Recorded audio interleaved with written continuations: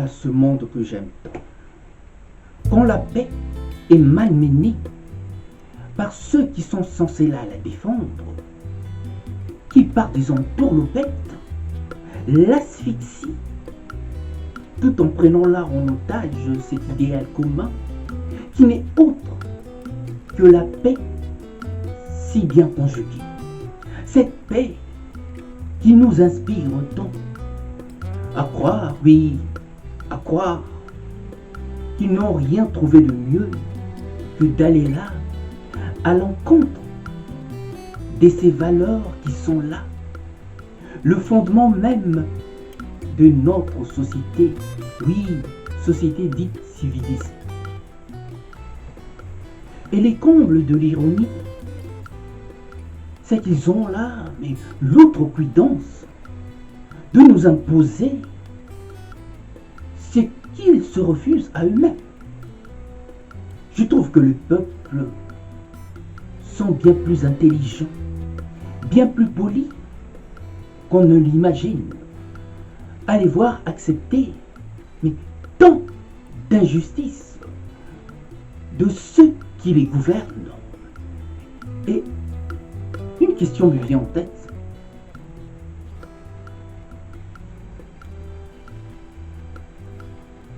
Est-ce par naïveté ou simplement par la peur mais du fusil pointé? Tout ce que je sais, c'est que le peuple sont plus raisonnables que ceux qui le gouvernent, tant qu'ils ne sont pas contraints, tant qu'ils ne sont pas sous l'emprise de la dictature, véritable drogue dure qui n'a rien de douce. Dont rares sont ceux qui s'en sortent, oui, ceux qui s'en tirent à bon compte. Je ne peux accepter de voir le peuple, les peuples autant injuriés par ceux qui les gouvernent. Oui, les peuples sont des hommes de paix, contrairement à ceux qui nous instrumentalisent.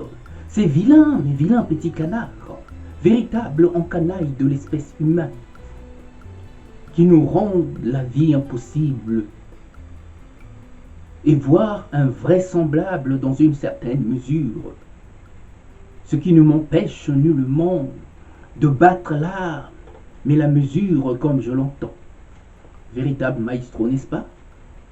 Si les politiciens ont du mal à partir avec leurs convictions, oui, il y a là de quoi se poser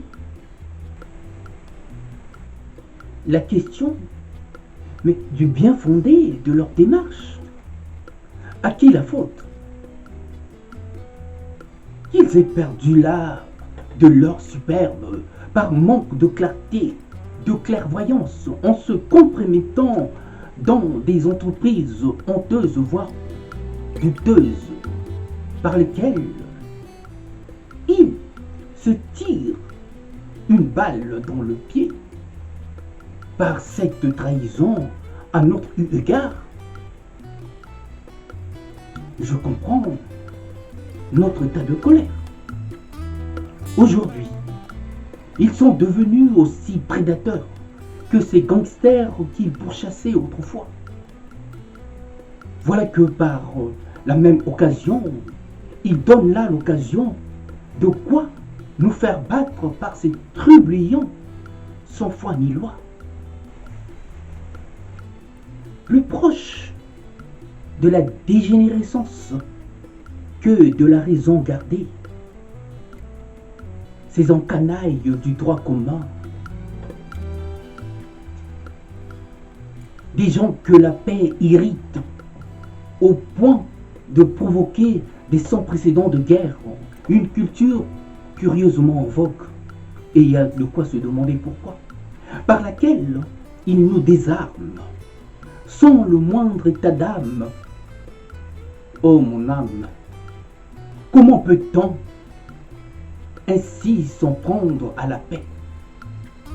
On ne va pas me dire que la guerre est le moteur des économies, et plus particulièrement des économies occidentales. Oui, j'avoue, il y a là de quoi s'interroger sur le bien fondé de tout ce qu'on nous dit pour nous avoir fait des consommateurs assidus. Si tel est le cas, alors l'homme a là mais des véritables sérieux problèmes. Et il est plus proche, par cette approche, du démon que de l'ange. Et nous avons là tout à craindre de lui. Les peuples, je vous assure, aspirent simplement à la paix, pendant que leurs dirigeants rêvent là mais de conquêtes.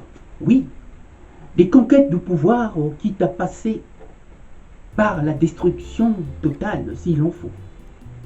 Nous en avons déjà quelques exemples.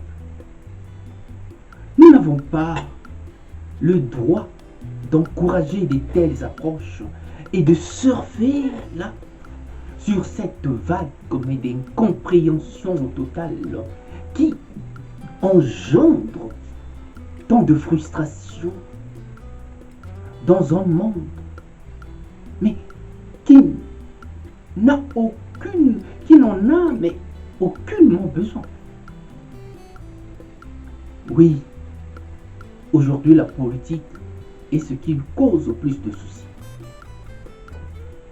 Les hommes politiques oublient ce pourquoi ils sont là. Normalement, ils devraient être les gardiens du bon fonctionnement de nos sociétés. Mais voilà que, par je ne sais quoi, ils se transforment en prédateurs en nous exposant sur des conflits qui ne sont nullement provoqués par les peuples, mais simplement par la folie de grandeur de ces hommes qui se croient là tout permis et qui se prennent pour des petits dieux sur terre, alors que vient un jour où ils ne seront plus là. Ont-ils au moins la réflexion et se sont-ils au moins, tout au moins posé la question, que deviendrait demain quand ils ne seront plus là? Oui, ma foi, j'avoue, quelquefois l'homme,